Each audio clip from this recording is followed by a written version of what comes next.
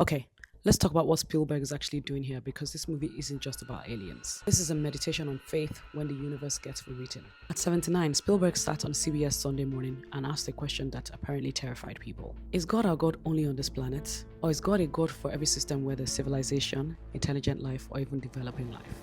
That's the whole film, that question. He called it ontological shock, social dislocation.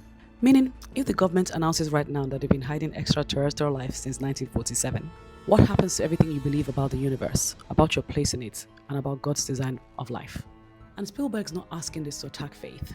He's asking it because he understands that faith, all faith, is built on a specific cosmology, a specific understanding on how the universe is ordered. Aliens don't disprove God, but they rewrite the question of what God is and how vast God's domain actually is. There's a moment in the film when Margaret is holding her crucifix, praying, trying to protect herself against Noah Scanlon and the alien technology he's using to control her. And it works for a while. The cross protects her. Then her hand opens, the cross drops, and the technology takes over. That's a big statement. And the statement is not that aliens are anti-Christian. It's that alien technology, institutional power, controlled consciousness is stronger than individual spiritual protection. Faith didn't fail for this. Access did. The technology that Wardex uses operates outside any existing framework of belief or defense. That's why it matters, because they can weaponize it. Sister Margaret, played by Elizabeth Marvel, doesn't panic when the truth emerges. She said, if God created the universe this vast, this incomprehensibly large, wouldn't it be almost wasteful to think there's only one spark of life? Other civilizations only increase our understanding of God's grandeur. Again, that's not anti-faith, that's deeply faithful.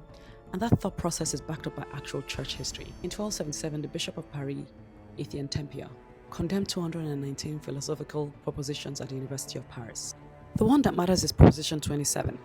It explicitly banned the claim that God cannot make multiple worlds. And it's important to note, not that he didn't, but that he couldn't. So Tempia wasn't endorsing aliens as such. He was protecting God's omnipotence against standing philosophy, which argues that natural necessity placed limits on even what God can do. Tempia basically said, no, God's power has no ceiling. Whether he exercises it or not is irrelevant. The heresy is denying his capacity to. So basically, Spielberg is asking in 2026 what the church answered in 1277.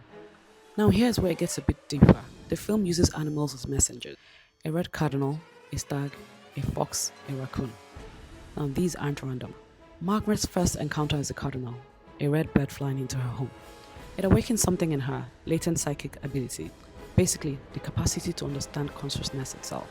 In Christianity and pagan traditions, birds are messengers between worlds. And when Margaret was 10, the aliens appeared to her as a cardinal because that's what she already loved. It's what she already felt safe with. She chose an animal that wouldn't terrify her. That's intelligence and understanding how to approach a child's consciousness without causing harm. Daniel's connection is with the stag, the deer. In Celtic and pagan mythology, the stag represents sovereignty. It also represents otherworldly knowledge and a guide between worlds. By the end, when they're walking towards the house where their childhood memories live, they are accompanied by a fox and a raccoon. This represents adaptation, intelligence, and the capacity to exist between states. Also between knowing and not knowing, between the material world and something beyond it. Spielberg is invoking Christian and pagan frameworks simultaneously. He's essentially saying that the truth transcends any single religious tradition. It's older than Christianity, and it's woven into humanity's oldest stories about communications with the divine.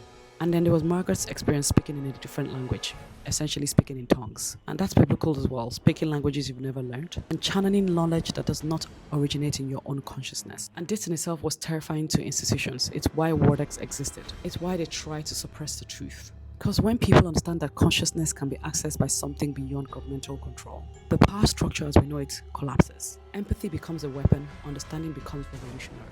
Spielberg said he was inspired by the idea of a small group knowing a profound truth while the world remains in darkness. He called it the inequity of knowledge, and that's the whole tension of the film. Who gets to know, who gets access? For centuries, institutions have claimed that they mediated our access to the truth, whether it's the church, the government, or the experts. Wardex was just the weaponized version of that same gatekeeping. But what if there was a way to access knowledge without any barriers? That's what Disclosure Day actually is about. And I know that I've gone into a whole thing about Christianity, religion, traditions, but that's because that's how I understood the film. When I was watching it, that's how it spoke to me. So with Disclosure Day, Spielberg is saying faith isn't fragile. It can't be destroyed by new knowledge. It can only be deepened by it. Other worlds should not be a threat. Instead, we should be fascinated by it. So Disclosure Day is saying the truth about the transcendent and our connection to something larger is older and bigger than any single religious framework. And for me, that was the whole point of Disclosure Day. This is long. I hope you listen and watch to the end. But yeah, that's all from me. I'll talk to you on Friday. Bye.